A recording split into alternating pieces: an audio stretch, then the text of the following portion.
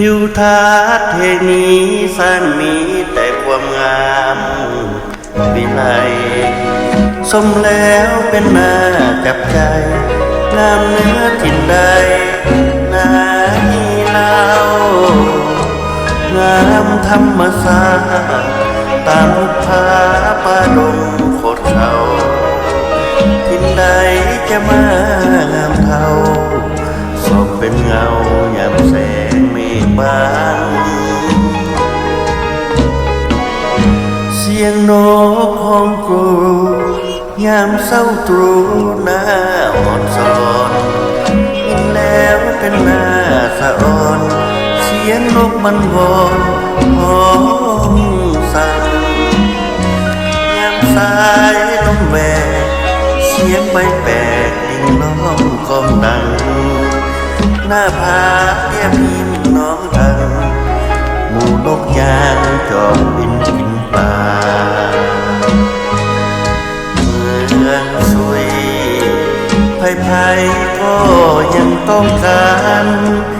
ยินแล้วอยากไปพบผ่านอยากจะเห็นไว้เป็นควันตาเป็นหอยสลักปักดวงใจยามเมื่อลืมลาน้องทั้งคำเขาหรือสาอาบเย็นคายยามเมื่อลงแรง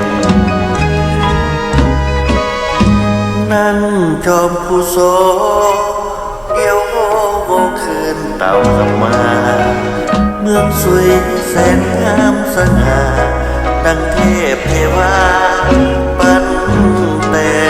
งหนุ่มสาวเดินเล่น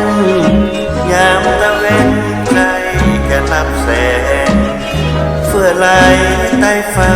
ยามแรงสุขสมทุกแห่งเมืองสุย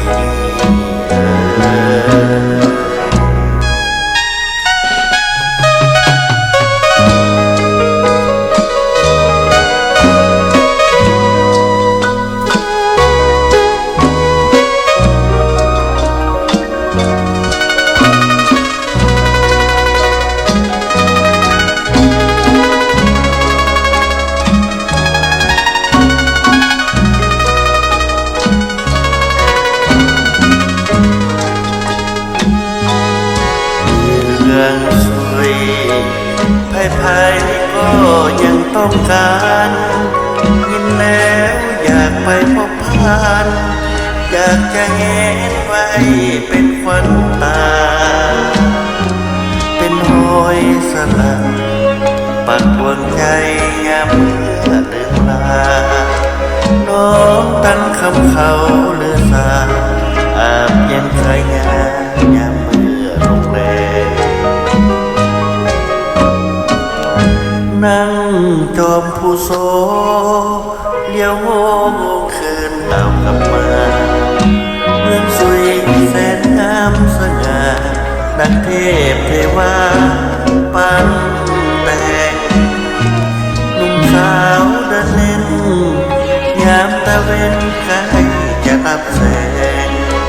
เฟื่อไหลใต้ฟ้ายามแรงสุขสมทุกแห่ง